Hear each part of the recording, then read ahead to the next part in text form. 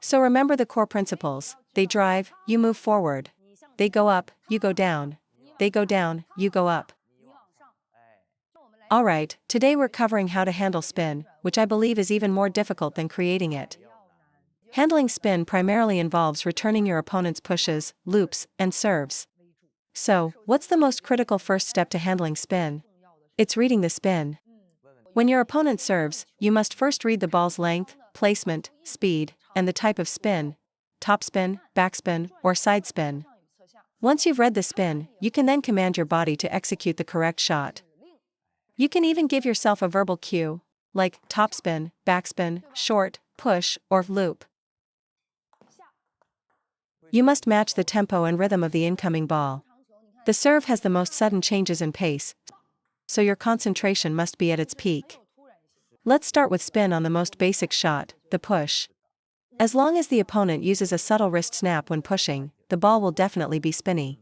For this kind of spinny push, you can simply push it back with spin. However, against a fast, long ball, remember that more speed always means less spin. If your opponent executes a slow push, be very careful. These are usually loaded with backspin. So you have three types: pure speed, pure spin, and a simple touch or block. Now, let's discuss how to counter these three situations. First principle: the faster their push, the smaller your stroke must be, or you'll be jammed and make an error. More speed equals a smaller motion. This error isn't from misreading the spin, but from the pace rushing your technique. Second principle: the more spin on the ball, the more you need to wait for it. Use a wait and brush method to loop it. You must wait to avoid contacting the ball too early. Let it drop to its descending phase before you loop. Waiting and brushing is the key to looping a heavy spin ball. The danger is hitting forward into the ball at the peak of its bounce. Even on the descent, you can still power loop it. You can't meet the ball if your racket is below it, and hitting forward at the peak, where spin is strongest, is very difficult. While some strong players can use pure force to overpower the spin, that's not a reliable strategy for amateurs. Therefore, a spinny ball requires you to wait and brush. Third, how do you loop a no-spin ball that the opponent simply blocked back? Driving it is risky. A misread means you'll either hit it long or into the net. It's better to loop it. A blocked ball has little spin, so to prevent hitting it long, your swing must be more forward. So, to handle a no-spin push, keep your racket high and drive forward. Think high and forward. Start your backswing high and swing forward. Don't drop your racket and swing up, or the high arc will send the ball long. For a light backspin ball, keep your racket high and behind the ball, or slightly below it. Swing forward, not upward. Next, let's analyze the spin on an opponent's loop, which you can read in three ways. First, if their backswing is low and their swing path is upward, the ball will have heavy topspin. Second, if they close their racket angle and brush the ball, it will be spinny. If their racket is open and they lift the ball, it will have less spin. Third, look at the contact point. If they clearly accelerate their fingers, paddle, or forearm at impact, it's bound to be a spinny ball. You can also judge by their follow-through. A powerful, abrupt stop at the end of their swing indicates a very spinny ball. Now, let's go over the counter strategies. As a rule, if they power loop, you move forward into the block. Your forearm should move forward. Keep your racket at the height of your backswing and swing straight through, with no upward motion. If they loop with a high arc, upward, you angle your racket downward.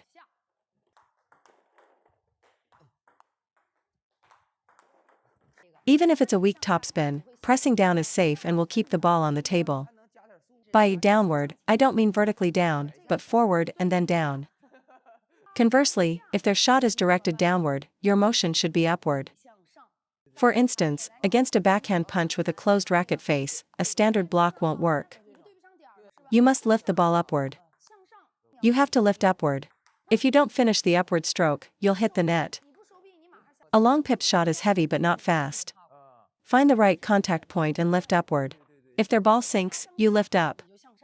For example, when the opponent smashes a half-high ball that you push to them, blocking forward will cause it to net.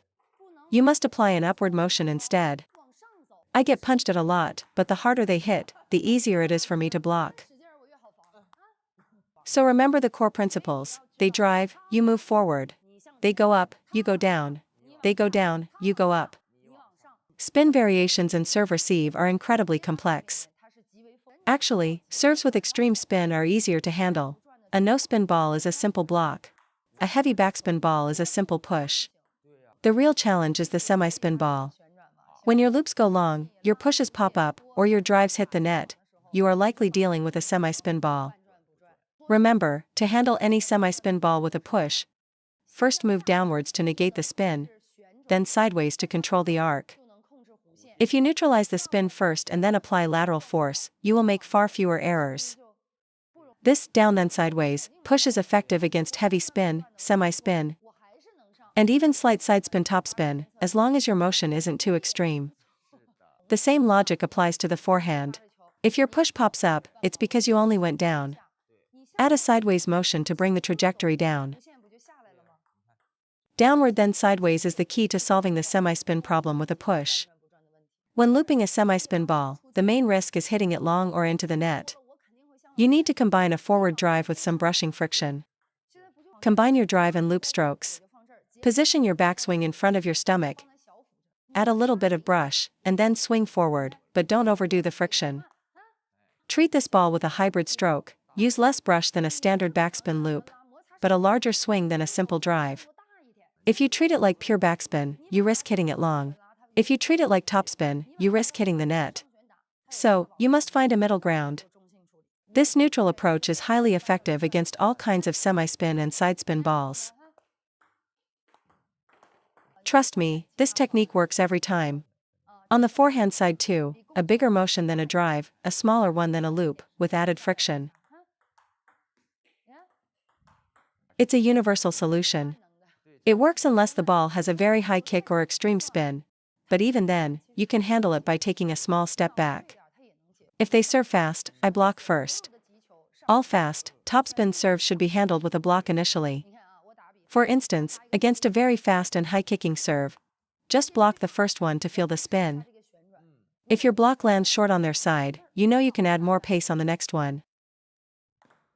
If your block goes long, you know the serve has a strong kick, so on the next one, you need to block and add downward pressure. Against a fast ball, block first, then decide your follow-up strategy. Against a heavy spin ball, you must get your body low to be able to loop it up. If you stay upright with your racket behind the ball, you won't be able to lift it, and it will go into the net no matter how much you brush it. The more spin, the lower you crouch and the lower you drop your racket to generate upward force. When returning a short serve, be patient. Aim first, then execute slowly to control the arc. For short balls, trajectory is more important than placement. If your push return has weak spin, the next time they serve short, you can contact the ball earlier and execute an aggressive long push. My philosophy on serve return is to test first. If I'm facing a sidespin backspin serve for the first time, I'll start with a high, spinny loop to gauge its intensity. I use my maximum brushing motion and then observe how high the ball's arc is over the net. If the arc is very high, I know the spin isn't heavy, so next time I can reduce the friction by 20 to 30% and add more forward speed. But if my maximum spin loop barely clears the net, it confirms their backspin is extremely heavy. I know I can't power loop the next one, or it will go straight into the net.